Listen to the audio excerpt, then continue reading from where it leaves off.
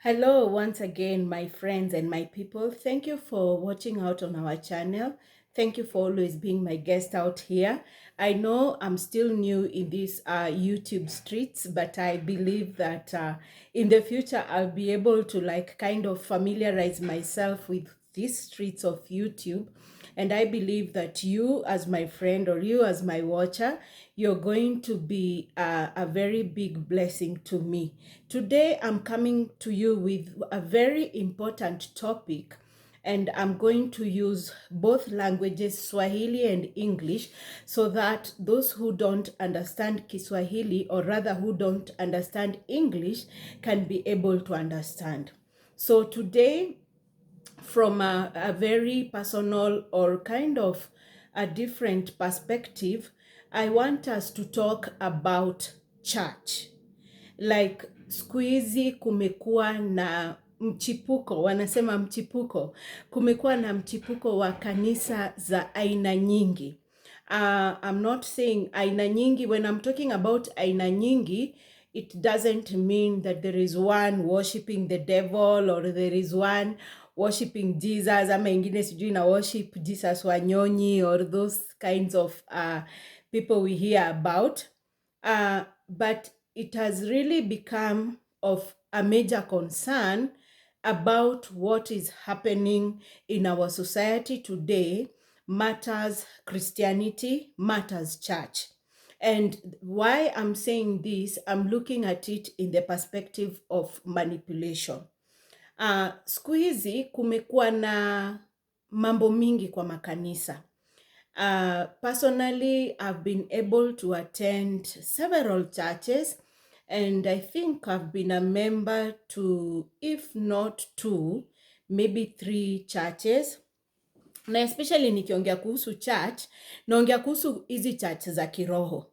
Sijui kama mtakubaliana na mimi, siku hizi church za kiroho zimekuwa ziko tu na issues mingi in terms of kumanipulate watu in the context ati unatafuta baraka.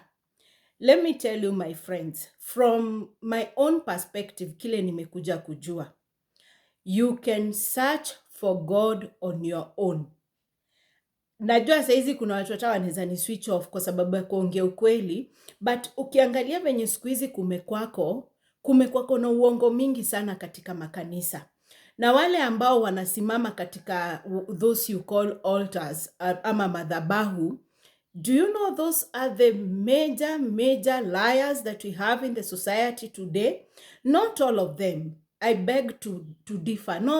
Not all of them.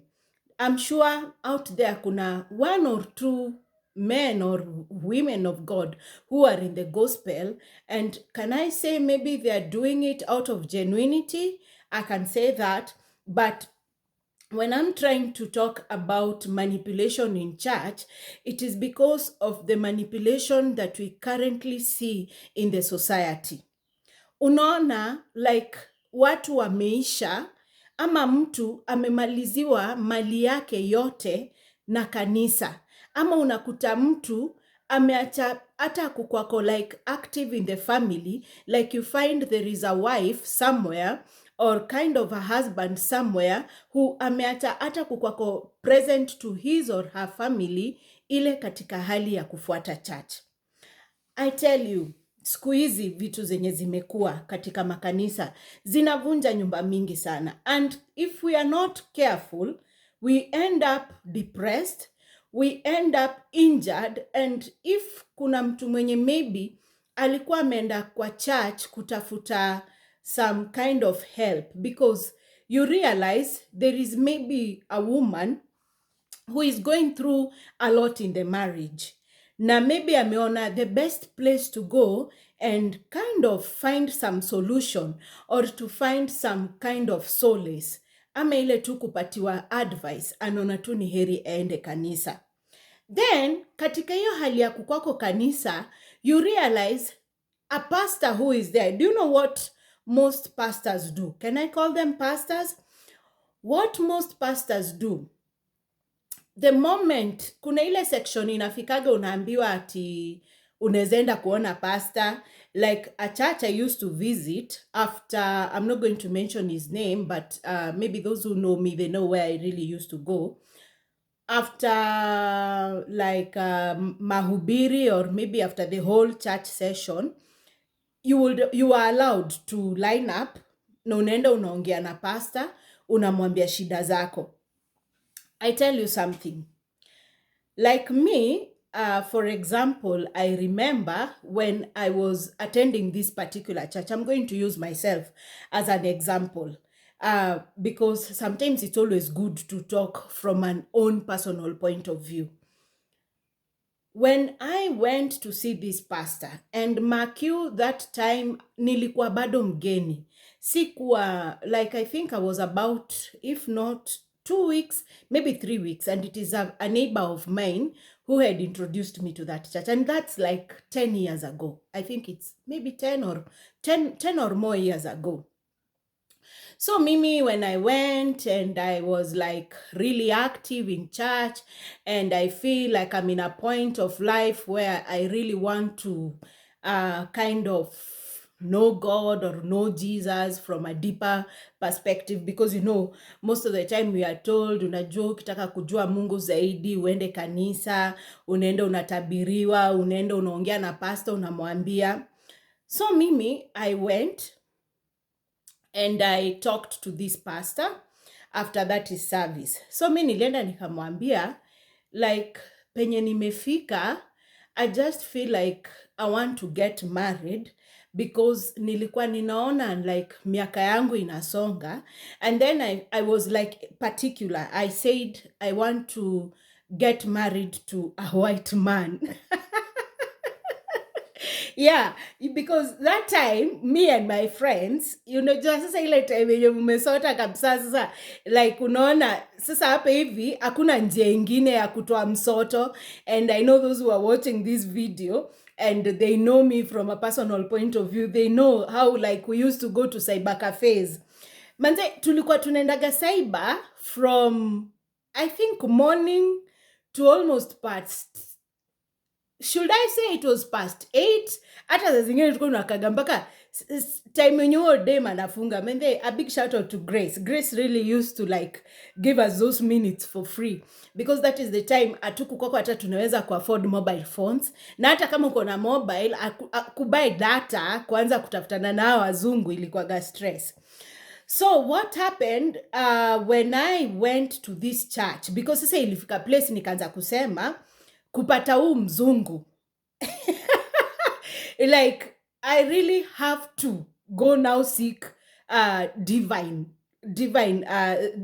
divine consultation, nione kama vitu zinaweza ingiana. So after church tumeimba, watu wameombewa, so there is that section, mnaenda mnakaa mnangojea pastor. And yeah, I said, you know what, I'm going to tell this man of God what I want. So mi nikaenda, and I went and I told him, okay, my name is blah blah blah, because I don't think that time he had really known me. Na sasa nilikuwa nimetapa bebe sasa nilikuwa nimetapa tapa bebe, nilikuwa nimeparara. So nikaenda nikamwambia, mimi I really want to get married, and I want to get married to a white guy. Okay, he really like didn't ask me why, but aliniambia tu kama hiyo ndio maombi yako na kama hivyo ndio unataka, then itafanyika. Tell you something what, that day, that evening, kulikuwa kona hii kitu inaitwa evening devotion or something. Hii yenye once in a week kuna evening prayers, kitu kaa hiyo. Sasa unaona nimeenda nimemuona saa ya lunch, because after lunch hour ndio nilienda nikamuona.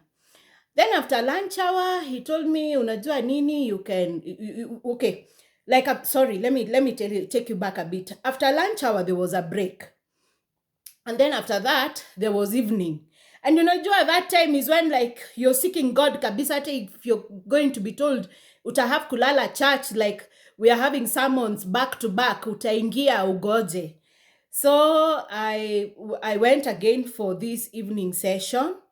And after like after wamehubiri nini tukaambiwa, you know what, kuna ile time sasa mnaanza kutolewa unabii. For those who go to these kiroho churches, ile saa mnaenda kuambia unaweza tolewa unabii. So mimi niko hapo, nimeinua mikono na tuko na wengine of course wenye wako kwa hiyo session. And then he just after sasa ametolea wengine unabii, sijui mwingine anaambiwa utanunua gari, mwingine anaambiwa unafunguliwa mlango sijui kufanya nini, mwingine anaambiwa unafunguliwa mlango ya visa, because you know those are the things they keep on telling you. It's always about gari, visa, nyumba, kazi mzuri, yani those lifestyle things. So akanifikia akaniambia, na wewe dada, ninaona ukiolewa na mzungu, na huo mzungu atakuja na usijali, mambo yako itakuwa sawa. I was confused at first.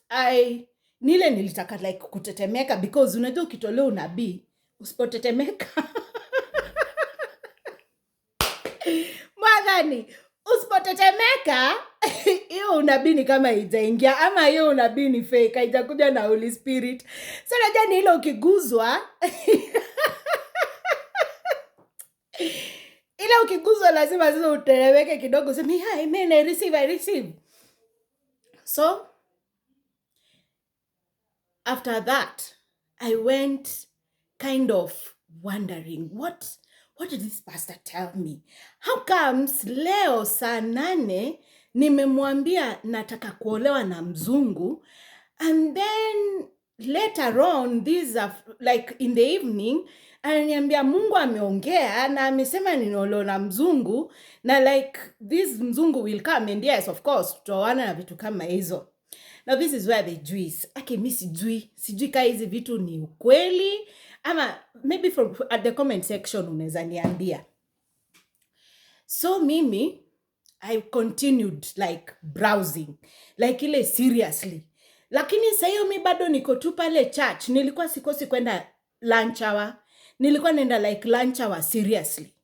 So ile like after kitu 1 week or 2 weeks, wale wenye wameingiaga kwa hizi dating sites zinaitwa, in particular me I was using Afro Introductions.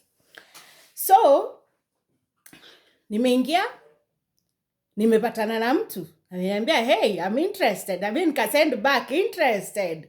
Hey, kukaka kidogo we are a match. Lakini sasa the trick alikuwa ajaeka, hako ameka picha. Sinyi mnajua watu wenye mnaendaga dating sites, mnajua kuna watu wanakuwaga wameka picha na wengine wakuwaga wameka picha. So huyo alikuwa ajaeka picha.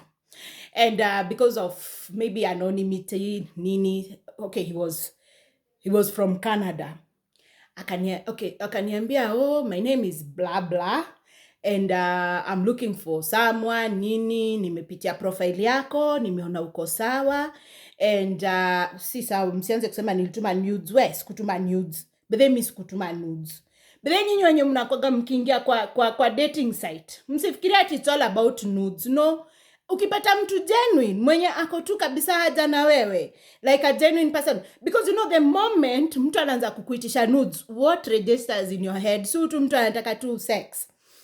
So okay, lakini kuna wale wanasema bila nudes haiwezi work, but I guess for me and others I know it worked. So akaniambia, tukaongea, like that time I didn't even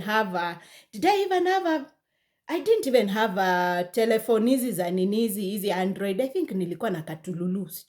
I think I had a katululu. So what happened? This mzee of mine akaniambia, like, I'm going to send you an email, and then after that, we will communicate so that I can give you my telephone number and things like that.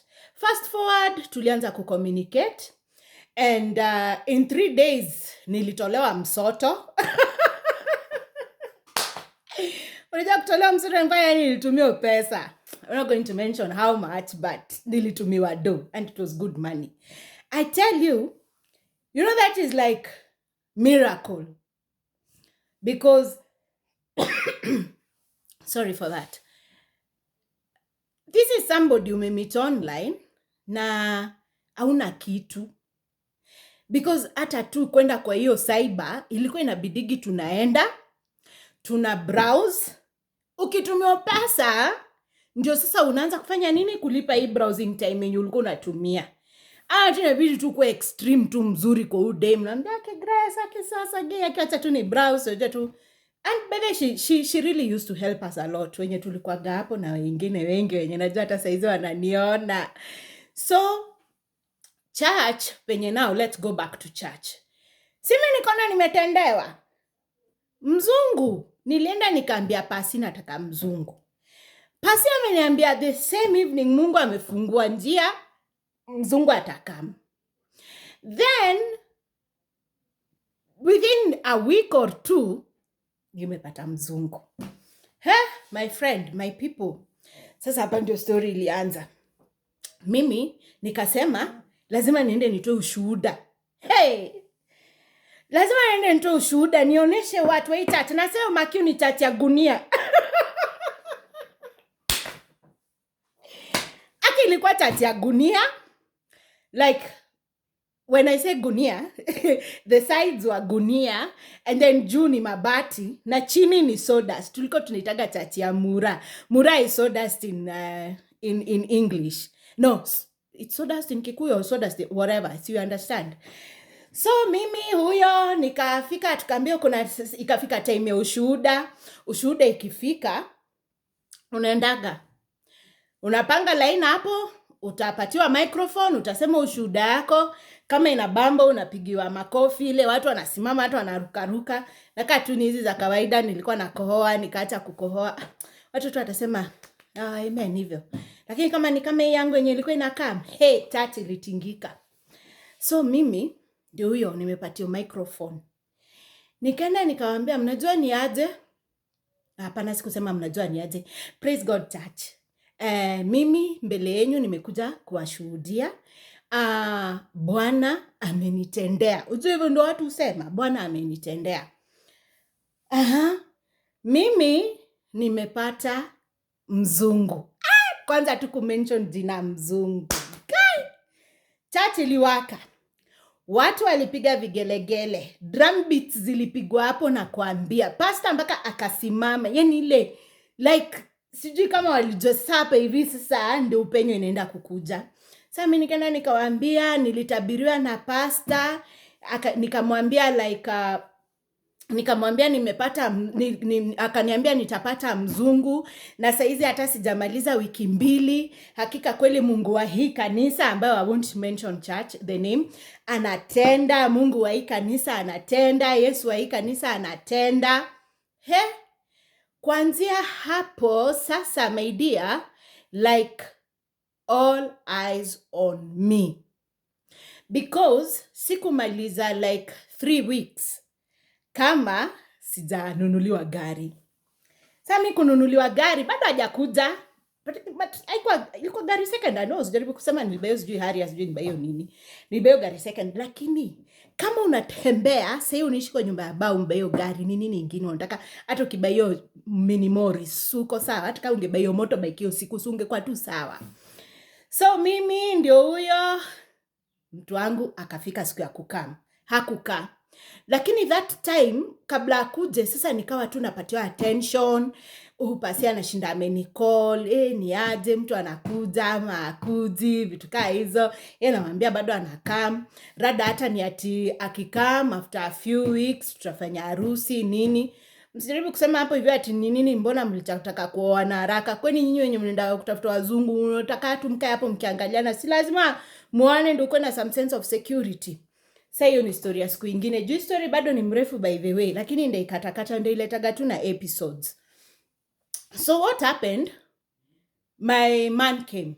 Okay, right now he's late. He later on died.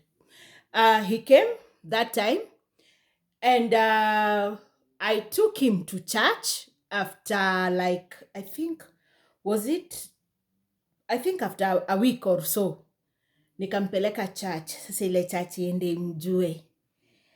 Do you know, kwanza hiyo siku I think tulitoa sadaka ya 50k.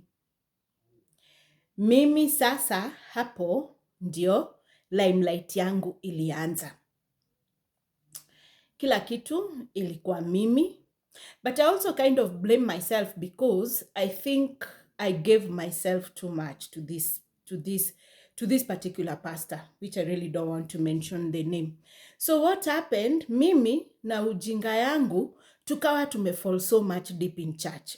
Na unajua hiyo time senye wako kwa hii church na ilikuwa kwa hiyo yenye nakwambia ni ya gunia, and it was covered with sawdust, like the floor was sawdust. It is not that it did not have members, yet it had members, yes. But can I say I was one of the top cream members? Juu sasa hapa hivi niko na mlami. And then venye niko na mlami, sasa of course kama ni sadaka, sisi ndio wa kwanza. Kama ni mchango, sisi ndio wa kwanza. Mr. and Mrs. XXX, kila kadi, arusi, sisi ndio hapo, committee. And you know, like, this man of mine hakukuwaga wa story mob.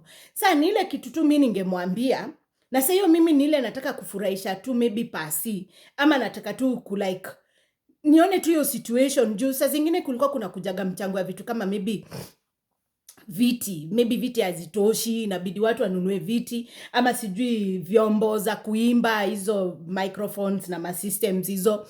So ulikuwa unakutaga like anything that would come up, I was always in the front line.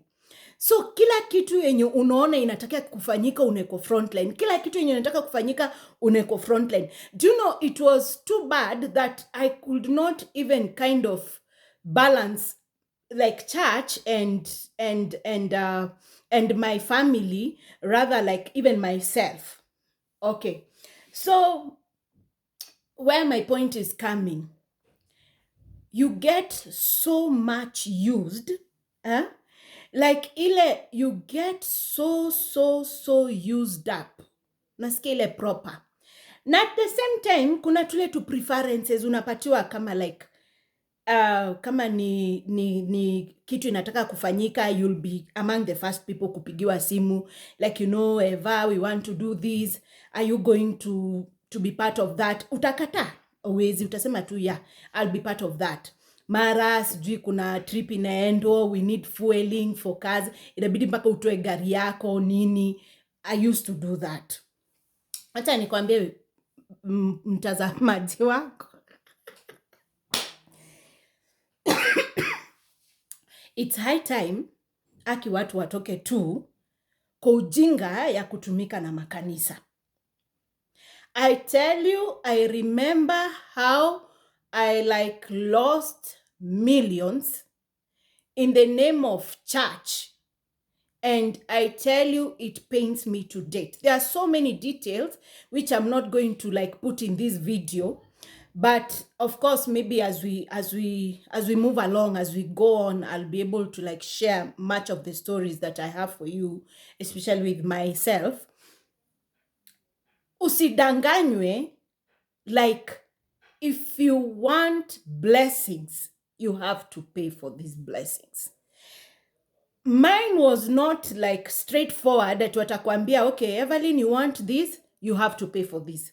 But unajua kuna ile tu, there's a, I don't know if it's a blanket, they kind of cover your brain and you don't think, or it's just some big goggles they bring and you don't even think beyond your eyes or beyond your nose. Unajikuta tu wewe ni pesa. Do you know there is that stupid giving that does not even have wisdom?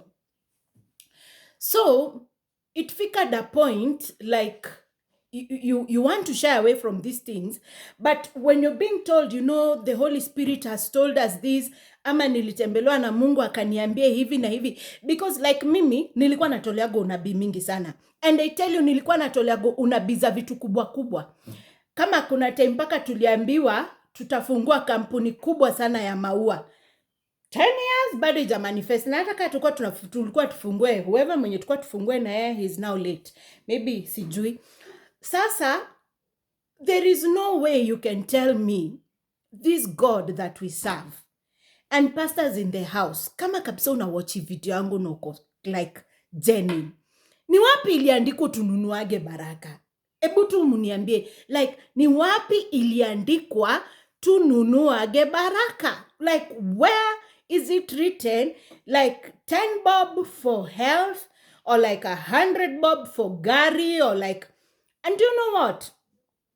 It's nowadays they even have this kind of like, is it, if you want this kind of blessing, you have to part with this amount of money. Like, it's, if it's a car, for example, you have to give, like, if maybe a car is costing like 1,000,000 shillings, 10% of that is of course 100,000. So you have to part with something between that and some other kind of amount.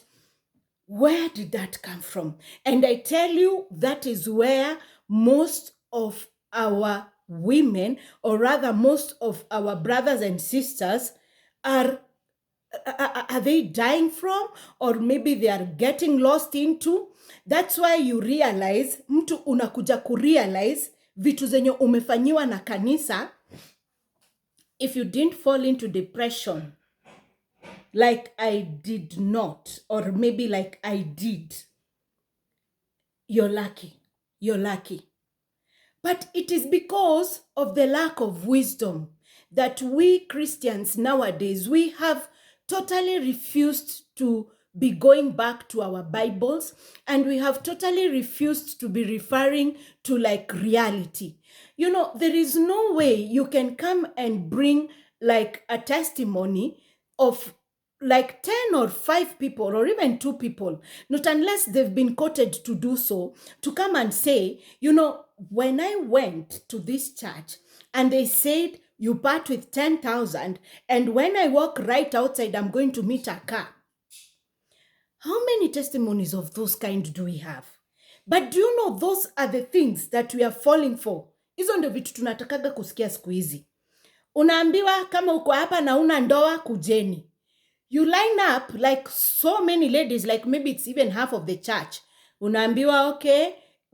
And I don't know why. They kind of use a straight language. Sometimes it's not even straight, but there's just a way where they're able to get money out of you.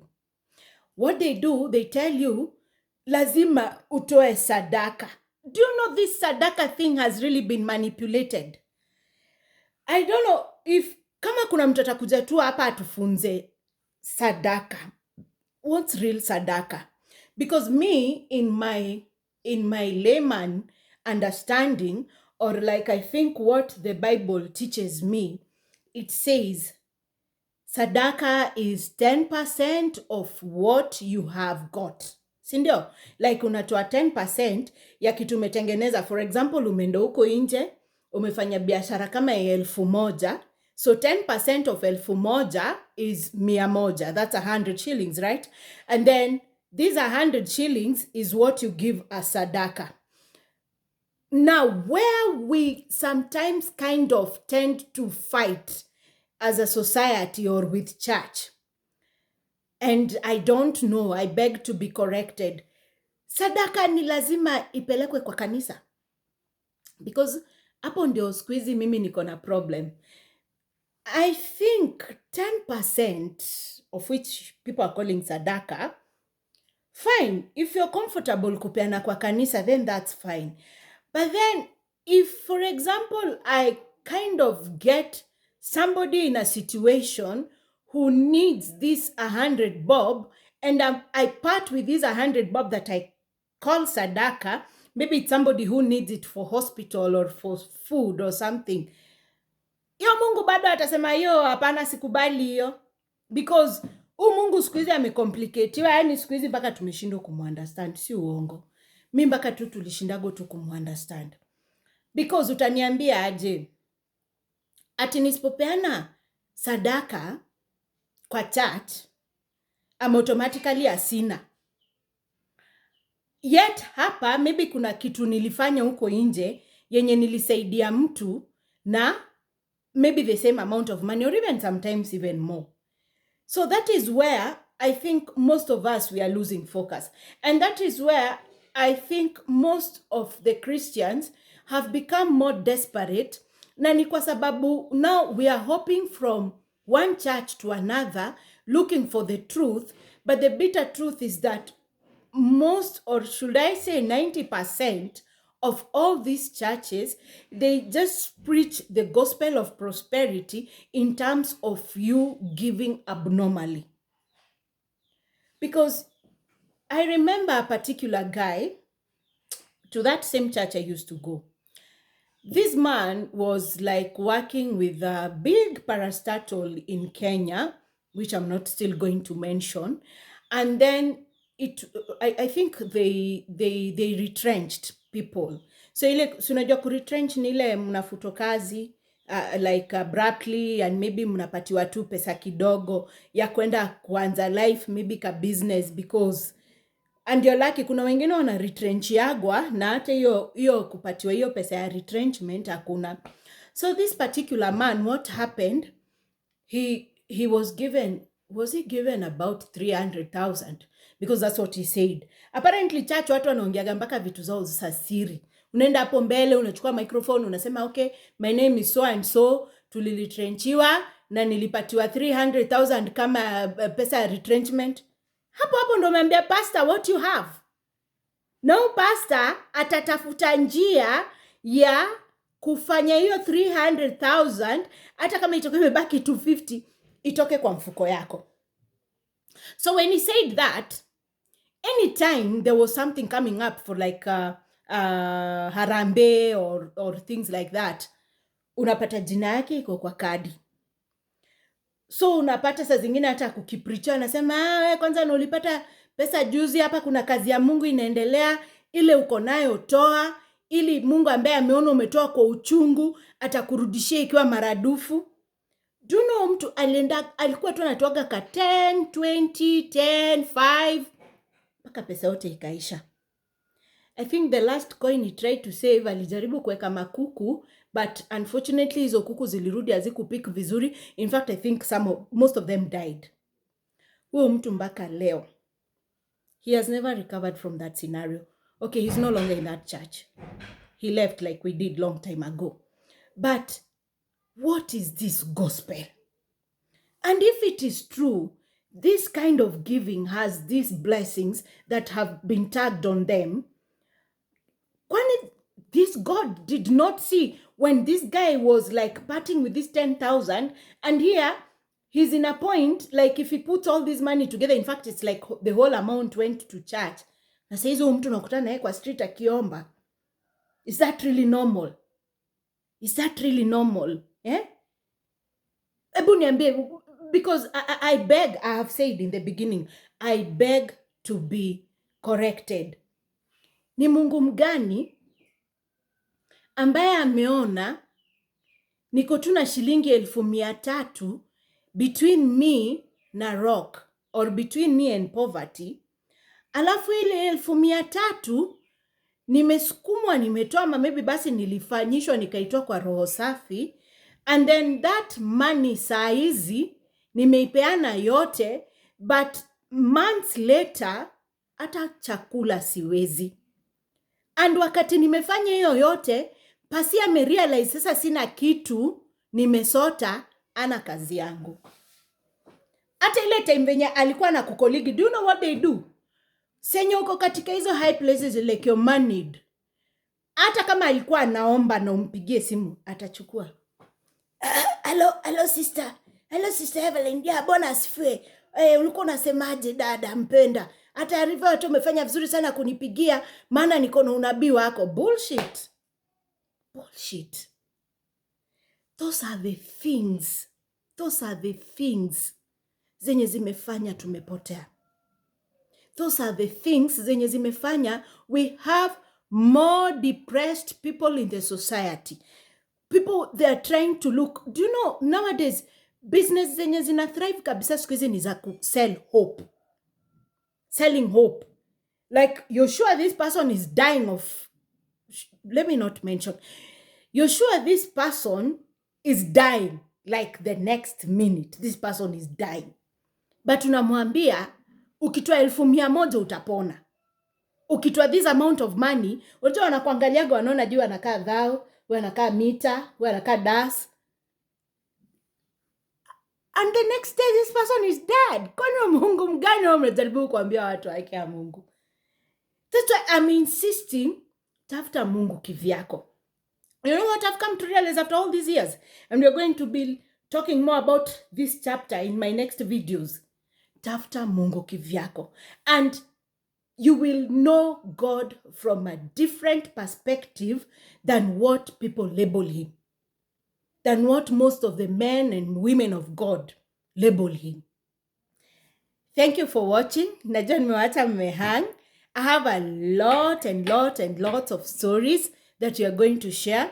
Please, please, please, please, please, please, I'm begging you, or rather I'm asking you, please subscribe to my channel. Share with your friends. I'll be bringing you amazing videos. I'll be bringing you amazing talks. I'll be bringing you amazing chapters so that we can always be discussing and maybe they can help somebody out there. Please subscribe to my channel, Chachia Nyok, Sama Chachia Eve, to be able to reach the multitudes and the multitudes of out there. Thank you. God bless you and bye-bye.